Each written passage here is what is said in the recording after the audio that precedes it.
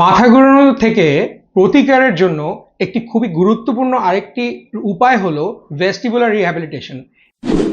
কানের দুটি কাজ, একটি হলো কানের শোনা আর একটা হলো কানের ব্যালেন্স মেনটেন করা।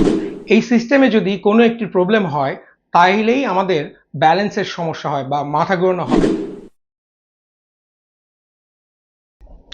আজকে আমি কথা বলবো আমাদের শরীরের ভারসাম্য বা আমাদের শরীরের ব্যালেন্স সিস্টেম নিয়ে।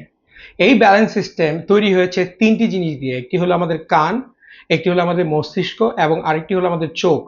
এই তিনটির একটি সুন্দর সমন্বয়ের মাধ্যমে এই সিস্টেমে যদি কোনো একটি প্রবলেম হয় তাইলেই আমাদের ব্যালেন্সের সমস্যা হয় বা মাথা ঘোরানো হয় অথবা ব্যালেন্স ডিসঅর্ডারের মতো বিভিন্ন সমস্যা হতে পারে।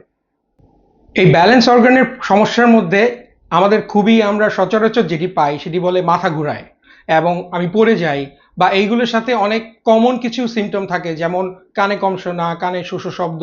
100 জন ব্যালেন্স ডিসঅর্ডার পেশেন্টের মধ্যে প্রায় আমরা সচরাচর পাই একটি কমন সিমটম, সেটি হলো আমাদের কনফিডেন্সের অভাব, এংজাইটি এবং আমাদের মানসিক কিছু সমস্যা, যেগুলো ব্যালেন্স সিস্টেমের এই সমস্যাগুলোকে আরও বাড়িয়ে দেয়।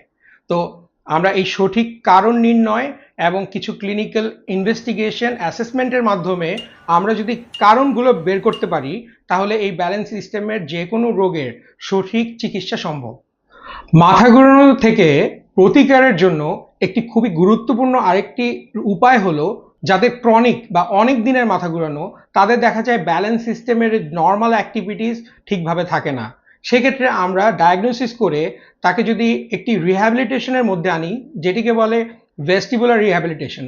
এই ভেস্টিবুলার রিহ্যাবিলিটেশন একটি নিয়মের মাধ্যমে রেগুলার করার মাধ্যমে এই রোগীগুলো প্রতিকার পায় এবং সুস্থ জীবনযাপন করে।